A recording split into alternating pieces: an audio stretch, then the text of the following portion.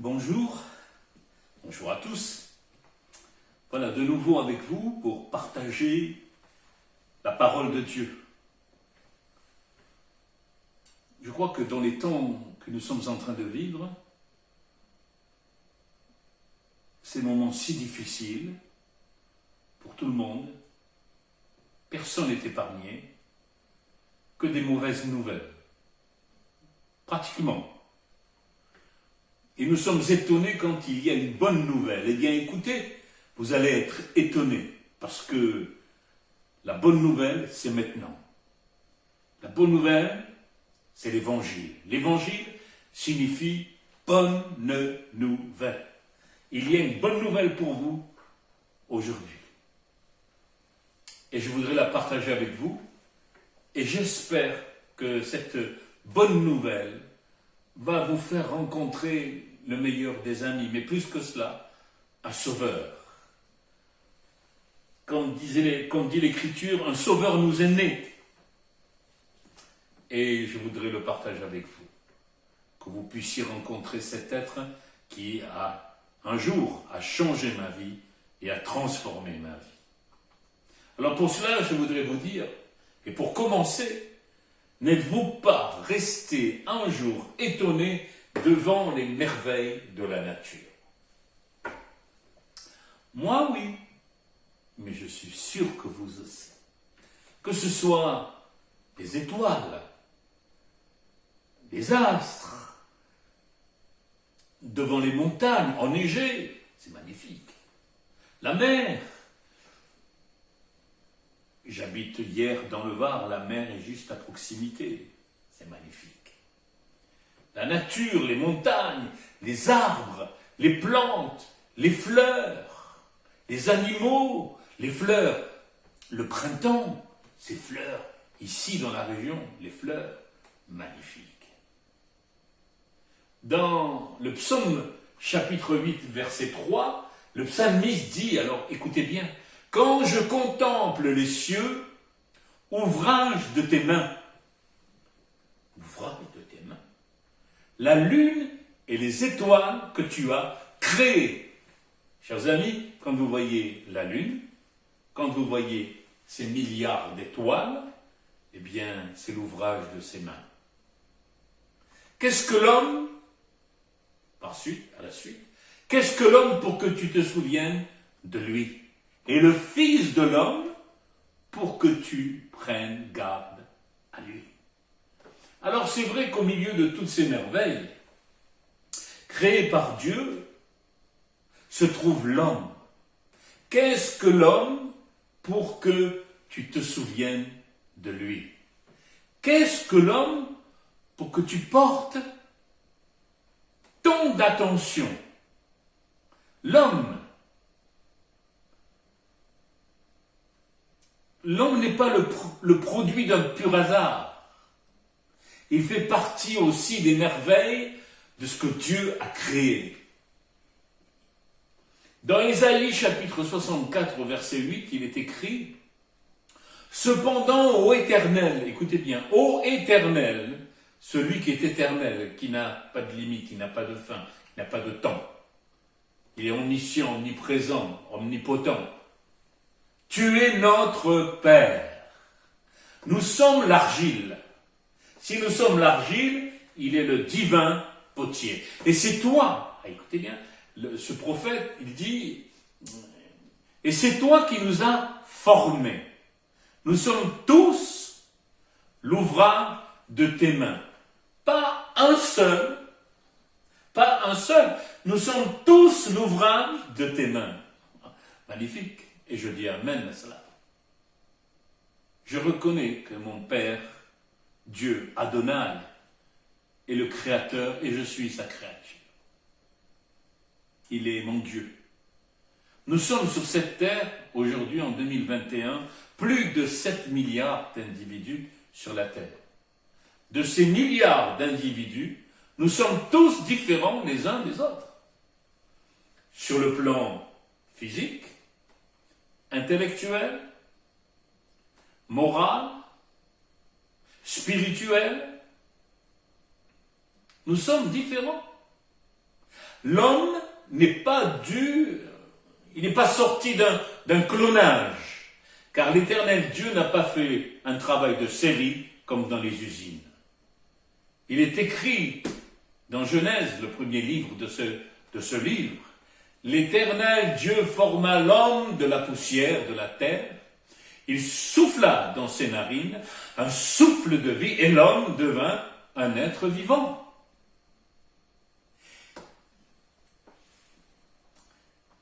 Si je vis, c'est qu'il a soufflé un jour dans les narines du premier homme.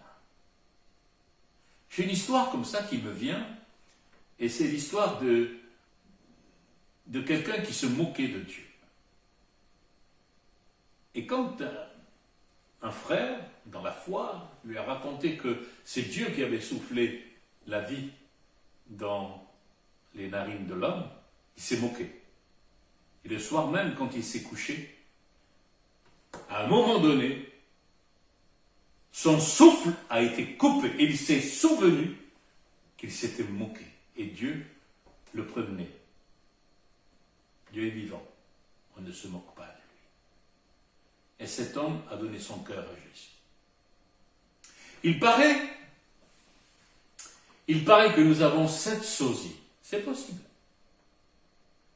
Mais ce que je peux vous dire, c'est que au niveau des empreintes digitales, nous sommes uniques.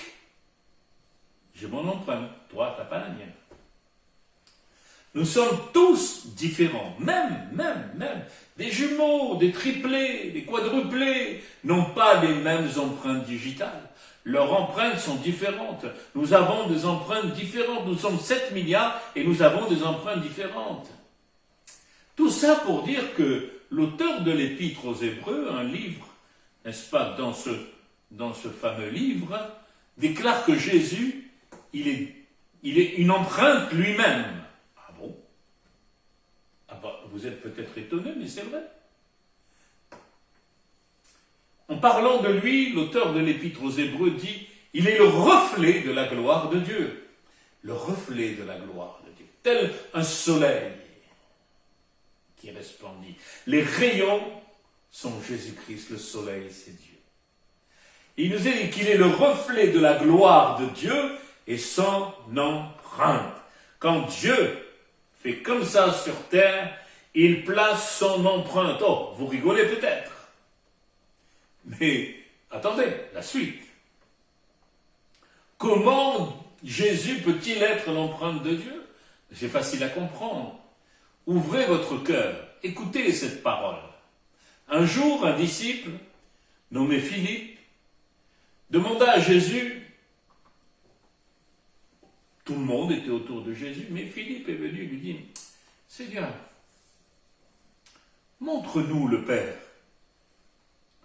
Jésus lui dit, mais il y a si longtemps que je suis avec vous et tu ne m'as pas connu, Philippe. Il lui dit, c'est Jésus qui parle. Philippe demande le Père et dit, mais il y a si longtemps que je suis avec toi, avec vous, et tu ne m'as pas connu, comme s'il disait qu'il était le Père. Et il dit, Philippe, celui qui m'a vu a vu le Père. Comment dis-tu? Un peu irrité, le Seigneur, il dit, mais montre-nous le Père. Il est le reflet de la gloire de Dieu, ainsi que son empreinte. Il est Dieu. Vous savez, on fait un tas d'éloges pour l'homme qui a marché sur la lune, mais je vais vous dire, en Jésus-Christ, quand Jésus est venu sur la terre des hommes, c'est Dieu qui est venu marcher sur la terre des hommes. Nous avons des empreintes différentes, mais qui que vous soyez, pour Dieu, vous avez de la valeur. Savez-vous ce que l'Éternel, Dieu Adonai, Dieu d'Israël, Dieu d'Abraham, dit Jacob, Créateur, pense de vous? Dans Ésaïe chapitre 43, verset 4, il est dit, en parlant de la créature, il dit, tu m'es précieux. Vous entendez? ce sont peut-être des paroles que vous n'avez jamais entendues. Elles sont pour vous aujourd'hui. Tu m'es précieux. Cela sort de la bouche du Dieu et du cœur de Dieu. Tu as du prix pour moi. Tu as du prix. Tu as de la valeur. Et, je t'aime. Peut-être que tu en manques d'amour. Mais Dieu te dit, en cet instant, je t'aime. Tu as du prix pour moi. Tu m'es précieux. Mais je ne te connais pas. Peu importe. Peu importe. Dieu t'aime tel que tu es. Il y a un cheminement, nous allons le voir ensemble. Il t'arrive donc de passer par le découragement, de te sentir rejeté. Tu te trouves trop gros, trop maigre, trop grand, trop petit, trop laid. Oh, mais il est rare que quelqu'un dise « je suis trop beau ». Pas assez intelligent, pas assez instruit. N'oublions pas aussi de mentionner ceux qui disent « moi je ne manque de rien, je n'ai pas besoin de ce Dieu-là, je n'ai pas besoin de ce Jésus-là, je ne manque de rien, j'ai tout ce que je veux. » Et pourtant, combien parmi eux disent « je suis mal dans ma peau ». Parce que vous savez, on peut ne manquer de rien, mais être mal dans sa peau. Et je vais vous dire pourquoi. Qui que tu sois, Dieu te dit, tu m'es précieux, tu as du prix pour moi et je t'aime. C'est le message pour toi aujourd'hui. Tu as de la valeur à ses yeux. Si personne à tes côtés, autour de toi, de tes amis, de ta famille, te délaisse, que tu n'as pas de valeur à leurs yeux, Dieu te dit, tu as de la valeur à mes yeux. Moi, je ne t'abandonnerai pas. Ce monde est en manque. Je ne parle pas des choses que le corps, la chair réclame. Nous le savons, ce corps a besoin pour vivre de nourriture. Dans toutes les grandes villes, dans les villas, il y a toujours... les enseignes sont là pour nous rappeler Géant, Casino, Inter, Leclerc, Lidl et tant d'autres et tant d'autres. On ne s'amuse pas avec le ventre en France, n'est-ce pas? On dit qu'en France, on meurt par le ventre. Tellement on mange bien. Mais regardez, c'est très proche de nous. Un petit confinement et les gens sont prêts à s'entretuer dans un magasin. Les caddies sont pleins. Ça vide un magasin en 24 heures. On ne s'amuse pas avec le ventre en France. La chair, elle a besoin de se nourrir. Mais votre chair n'est jamais satisfaite. Vous savez de quoi je parle. L'homme est ainsi. S'il voit une voiture, que quelqu'un a une voiture, il dit « ah, je veux la même ». Cette maison, ah, je veux la même. Mais une fois que vous l'avez, l'engouement va passer. Et vous allez vouloir autre chose. Et une fois que vous avez l'autre chose, ainsi de suite, ça va passer. Et vous allez acheter, et vous allez vous en défaire, et vous allez reprendre autre chose. Vous êtes, il est dit que le cœur de l'homme est insatisfait. C'est un éternel recommencement. C'est ça la chair. Elle a besoin de ça. Et pourquoi le cœur de l'homme est insatisfait? Mais voilà, je voudrais vous dire. Et beaucoup l'ignorent. Vous n'êtes pas qu'un corps. Ah si. Moi, j'ai un corps, je suis vivant, là, je suis bien, là, comme ça, pas de problème, hein. Vous n'êtes pas qu'un corps. Et vous l'ignorez peut-être. Vous avez dans ce corps une âme. Et cette âme a aussi besoin de nourriture. Mais cette nourriture, elle n'est pas d'ici-bas, elle est spirituelle. Vous avez beau nourrir cette âme avec toutes les choses de la terre, rien n'y fait. Si vous ne nourrissez pas votre âme, il se crée un déséquilibre en vous, et c'est là que vous vous dites, je suis mal dans ma peau. Parce que ce que vous ignorez, c'est que votre âme a besoin de Dieu, a besoin de la présence de Dieu, a besoin d'une relation avec son Dieu. Ce contact de la créature avec son créateur. L'âme sans Dieu se sent orphelin. Comment? Mais je ne crois pas en votre Dieu. Oui, mais votre âme, elle éprouve ce besoin. Elle est au-dedans. Pourquoi? Je ne comprends pas. Alors voilà, je vais vous dire pourquoi l'âme a besoin. Il est dit que Dieu a placé dans le cœur de l'homme la pensée de l'éternité.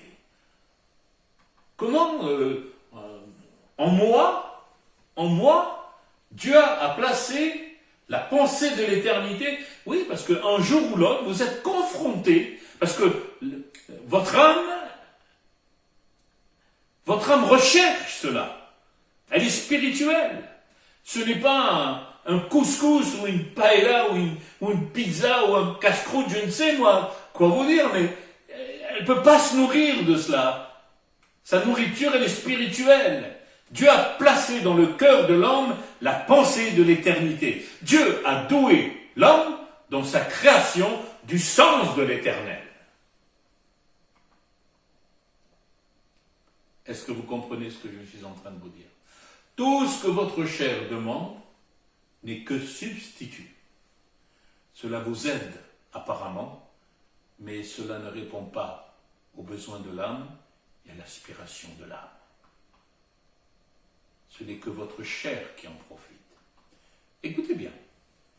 Dans Matthieu, l'évangéliste Matthieu, chapitre 22 et verset 37, il est dit, alors écoutez bien, tu aimeras le Seigneur ton Dieu, alors tu aimeras le Seigneur de ton Dieu, voilà la révélation, elle est là, hein, de tout ton cœur, de toute ton âme et de ton esprit. Alors, vous constatez comme moi que je ne peux qu'aimer mon Seigneur, mon Dieu, au travers de mon cœur, de mon âme et de mon esprit. L'amour, la compassion unit les trois, le cœur, l'âme et l'esprit. Ce monde est en manque, je vous l'ai dit tout à l'heure, mais en manque d'affection, d'amour et de compassion. J'ai entendu souvent des gens dire « Je n'ai jamais aimé et je n'ai jamais été aimé ». C'est dur quand même. Je veux te dire, toi si tu m'écoutes, je vais te dire tu es aimé de Dieu. Tu as de la valeur à ses yeux. Tu as du prix. Crie à lui, il ne t'abandonnera pas. Il ne te délaissera pas. Amen. Parce que nous négligeons notre âme, persuadés que nous ne sommes qu'un corps. C'est archi faux. Compassion. Le mot compassion dans les Écritures, c'est être remué dans ses entrailles. Avoir compassion. Car les entrailles sont censées être le siège de l'amour. Un jour, c'est magnifique, un jour, Jésus a multiplié, je dis bien multiplié, 7 pains et quelques poissons. Ils étaient environ 4000, une foule de 4000 personnes. Cela faisait 3 jours qu'ils étaient avec Jésus, qu'ils étaient auprès de Jésus, qu'ils n'avaient rien mangé.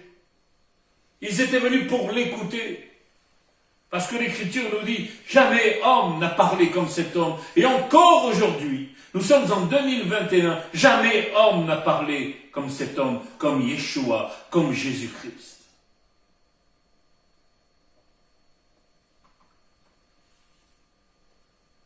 Il nous a dit qu'il a été de voir cette foule qui était venue pour l'écouter,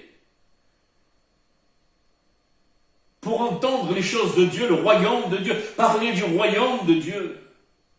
Jamais homme n'avait parlé comme lui. Il a été ému de compassion pour eux. Il a manifesté sa compassion. Il a été ému. Il a multiplié les pains et les poissons. Il a nourri 4000 âmes.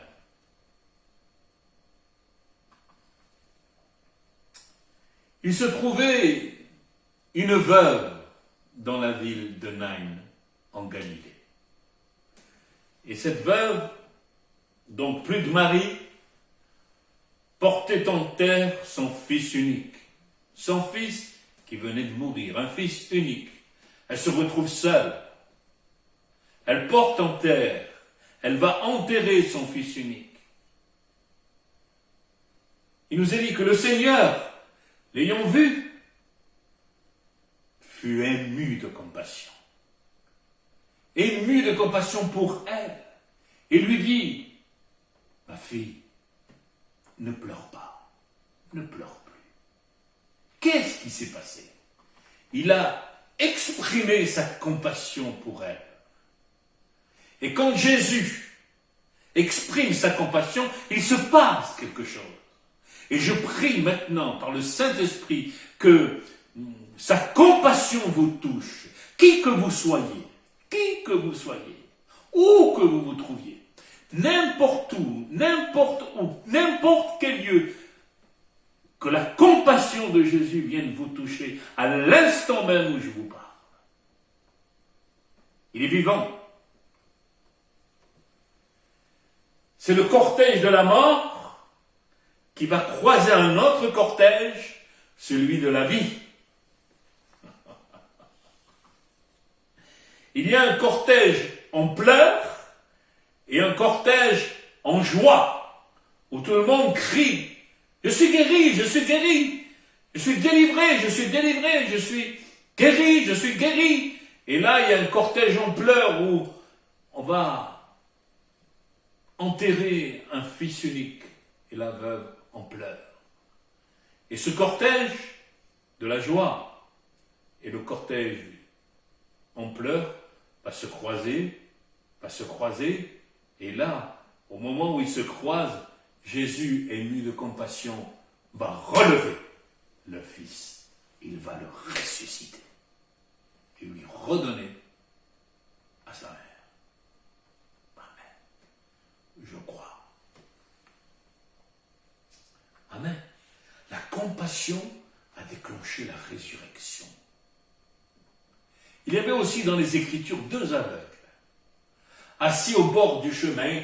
Ils mendiaient tous les jours, on les apportait, on les mettait là, et tous les jours, c'était leur emplacement. Il y avait parmi ces 2 aveugles un nommé Bartimée. Et quand ils ont entendu que Jésus passait, ils ont commencé à crier « Aie pitié de nous, Seigneur, fils de David, viens à notre secours !» Et Jésus dira « Que veux-tu que je te fasse ?» à Bartimée. Il dit que je recouvre la vue. Il nous a dit que, ému de compassion, Jésus toucha leurs yeux. Et aussitôt, ils recouvrèrent la vue et le suivirent. Comment? Il était ému de compassion. Vous entendez, chers amis? Ému de compassion. Ils ont vu de nouveau et ils ont suivi le Seigneur dans le cortège de la joie. Il y avait aussi un lépreux qui un jour vint vers lui et se jetant à genoux, il dit d'un ton suppliant « Si tu le veux, Seigneur, tu peux me rendre pur. » si je le veux, mais je le veux. Il nous a dit que Jésus est mu de compassion et tendit la main, le toucha et dit, je le veux, sois pur. Amen. Il l'a fait. Ce lépreux est devenu pur. Il a suivi sûrement le Seigneur aussi. Les motivations principales de Jésus étaient son amour et sa compassion. Le message de l'Évangile permet à tous ceux qui souffrent de bénéficier de la même compassion. Le Seigneur n'a pas changé. Il est, il demeure à jamais le même. Il est écrit que Jésus-Christ est le même hier, aujourd'hui et éternellement.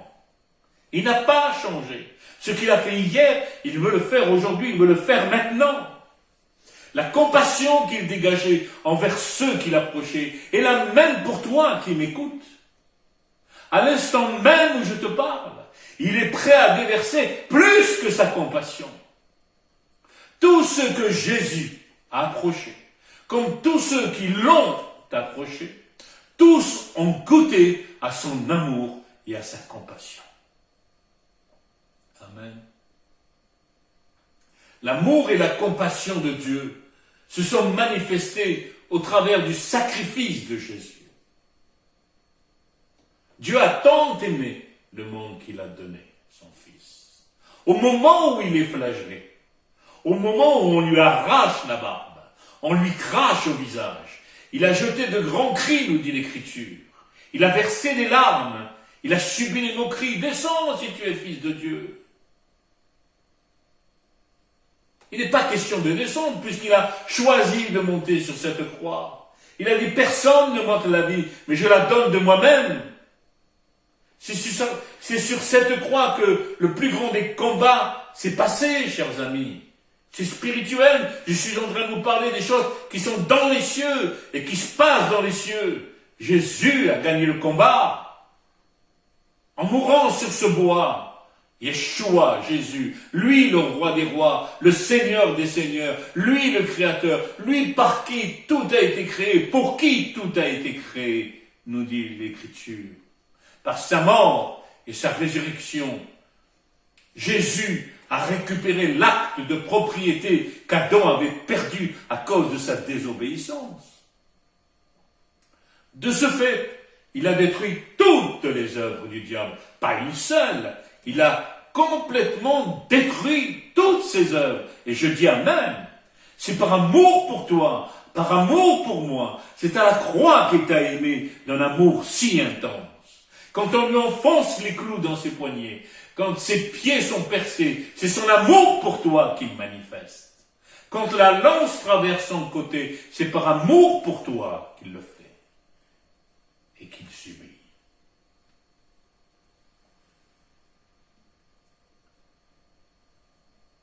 Repentez-vous. Nous devons tous nous repentir, sans exception. Sauvez-vous de cette génération perverse. Le lieu où nous devons nous repentir, c'est à la croix. Tu peux t'enfermer dans ta chambre, fermer ta porte, quel que soit le lieu où tu peux te trouver, dans un ascenseur ou n'importe où, dans un bateau, dans une voiture, tu peux te trouver devant et te tenir au pied de la croix de Jésus. Et là, tu pourras réclamer ton pardon et tu recevras ta bénédiction et l'assurance de ton salut. Un jour, j'ai eu une vision, j'ai vu Jésus sur la croix. Je l'ai vu. Sa tête était comme ça, et elle s'est tournée doucement vers moi. Donc, il était comme ça, et il s'est tourné doucement vers moi, comme ça. Et simplement, aucune parole, simplement un regard. Un regard d'amour avec un léger sourire. J'ai été inondé au même moment de son amour, rempli d'une joie profonde. Une paix a traversé mon être, tout mon être. Mes mots sont faibles pour exprimer ce temps de visitation. Il est le seul qui a dit « Je vous laisse la paix, Je vous donne ma paix. Je ne vous donne pas comme le monde donne. Que votre cœur ne se trouble point et ne s'alarme point. Venez à moi. Il ne vous envoie pas vers Bouddha, Mahomet, Krishna, Marie ou quelques saints. Non, pas du tout. Il dit, venez à moi, vous tous qui êtes fatigués et chargés, et je vous donnerai du repos. Vous comprenez? Vous êtes sûrement fatigués de vivre. Vous êtes chargés. Il y a un poids qui pèse sur vos épaules. Vous avez des épreuves terribles. Vous passez par des épreuves terribles. Ou bien vous êtes mal dans votre peau. Il ne vous manque rien, mais vous êtes mal dans votre peau. Il dit, viens à moi. Venez à moi, vous tous qui êtes fatigués et chargés. Je vous donnerai du repos. Je vous donnerai du repos. Si vous ne nourrissez pas votre âme, il se crée un déséquilibre en vous. Quand il dit « prenez mon joug sur vous », le mot « joug » ici, en grec, vient du grec « zygos », qui signifie une balance composée de deux plateaux. Et c'est l'équilibre qui vous manque. Vous nourrissez le corps, mais vous ne nourrissez pas l'âme. Et il se crée un déséquilibre. Les deux ont besoin de leur nourriture.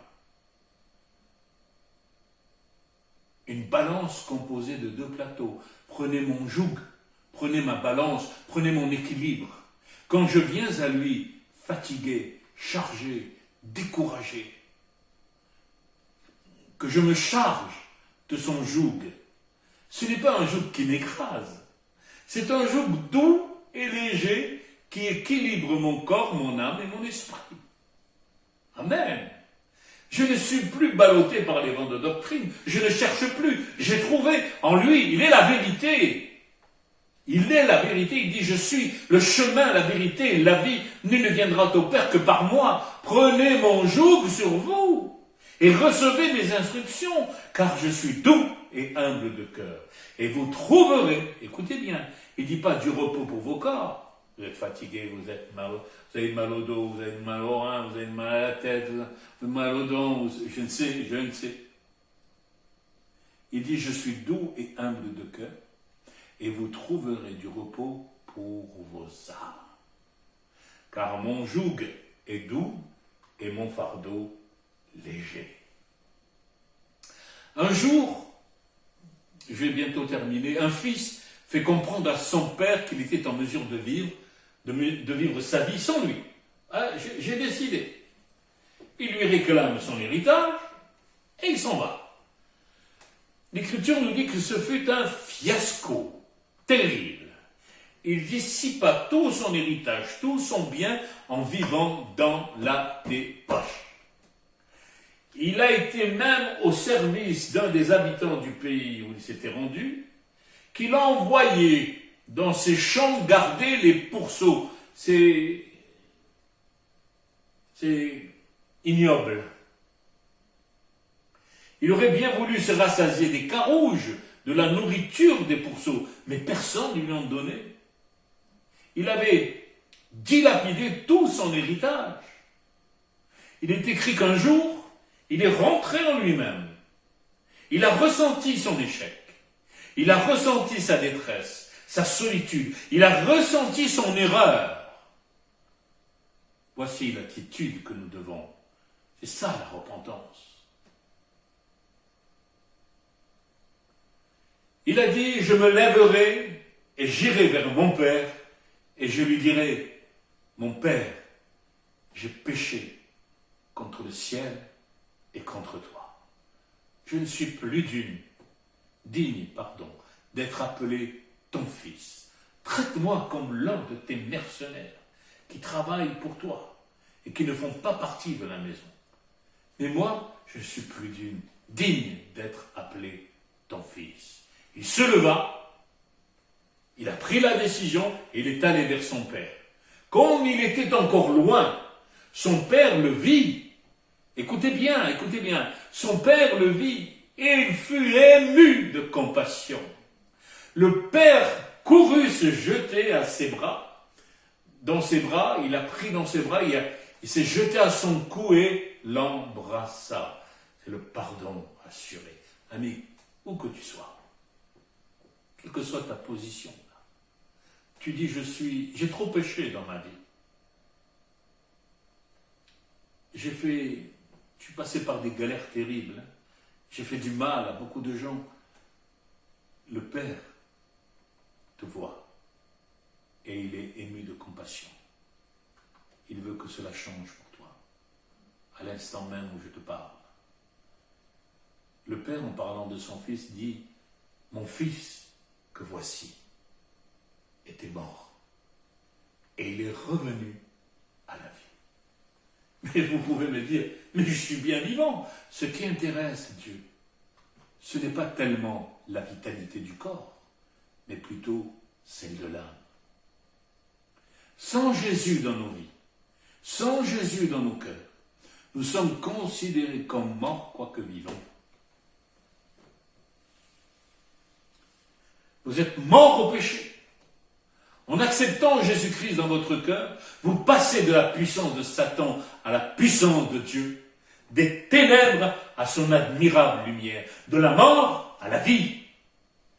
Comme ce jeune homme qui est retourné vers son Père, qui est une préfiguration de Dieu. Vous constatez comme moi qu'avec Jésus, vous pouvez être mort alors que vous êtes vivant. Et vous pouvez être vivant mais considéré comme mort, le Fils prodigue.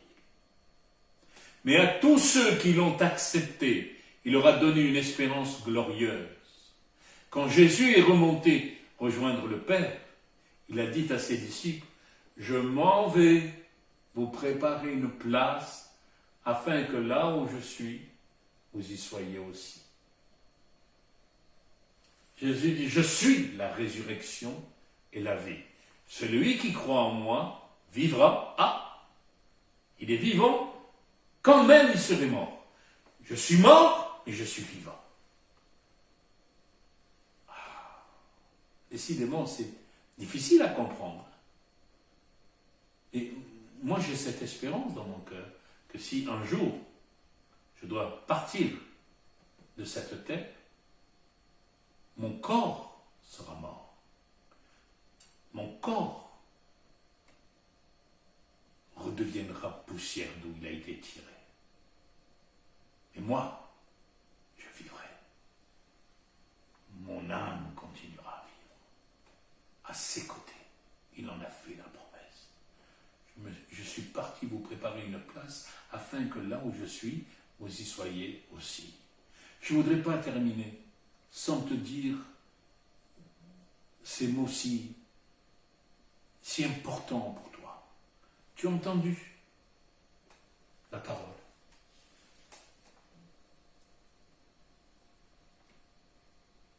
Il faut la mettre en pratique maintenant. Parce que tu peux aimer la parole de Dieu et rester dans ta vie de péché. Il faut que tu abandonnes le péché. Il faut revenir à Dieu. Toi, la créature, vers son Créateur. Ésaïe 43,4, tu lui es précieux et tu as du prix pour lui. Et il t'aime. C'est sur ces mots que je veux terminer. Celui qui croit en moi, voilà l'espérance, vivra quand même, il serait mort. Moi, je sais que tous ceux qui sont partis avant moi, je sais où ils sont. Je sais où ils sont. Je sais où ils se tiennent. J'ai une prédication là-dessus. Je suis sorti vainqueur du séjour des morts. Il n'y a que lui pour nous tirer de là. Il est non pas seulement l'ami fidèle et tendre, il est ton sauveur. Ce sauveur que tu dois accepter à l'instant même où je te parle.